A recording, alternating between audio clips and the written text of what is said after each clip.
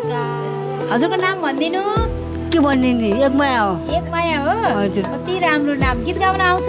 गीत गाउन आउँदैन मलाई। के गर्न आउँछ? आउँदैन के पनि। उहाँको शारीरिक रूपमा उहाँ एकदमै अशक्त हुनुहुन्छ, हिँड्न सक्नुहुन्न, घर छेर हिँड्नुहुन्छ है। र उहाँलाई हामीले उद्धार गरेको लगभग 2 देखि 3 वर्ष भएको छ।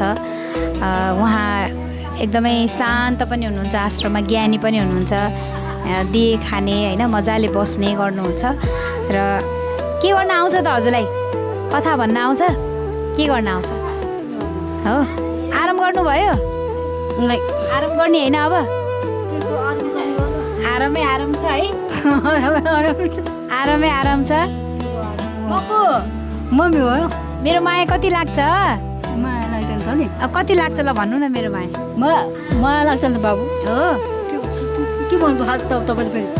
माया त लाग्छ त लाग्यो हात अनि लाग्यो त लाग्यो हात लागेछ? मेरो मम्मी त अन्त हो मम्मी हो म त मम्मी त भनिरहेको छु त मैले। हो अस्ति मैले के भन्छु त मैले तपाईँलाई मम्मी भन्छौ। मम्मी के यो जान्थ्यो कि मलाई यस्तो यस्तो हालिदिनु होला। ए ल यस्तो ल्याइदिने। ल अहिले ल्याइदिन्छु है। अहिले ल्याइदिन्छु। अरू के ल्याइदिने? माया लाग्छ त। अरू के ल्याइदिने? म के भन्दा मलाई पकौडी खानु मन लाग्यो मम्मी। ए पकौडी? म के समोसा के समोसा? ल आज ल्याइदिन्छु है। ल माया गर्छु नि बाबु।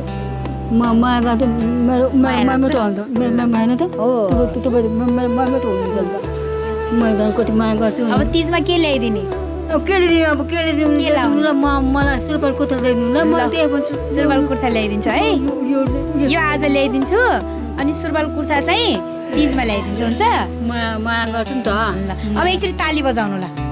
ताली बजाउनु अलिअलि हातको एक्सर्साइज हुन्छ। ल बाई म गएँ। बाई अहिले लिएर आउँछ है समोसा। ल पकौडी कि समोसा? मैले खाँदै नि समोसा आलुमा आलु पाको आलुको पठाउँछ त्यही पठाइदियो त्यही। ल ल ल ल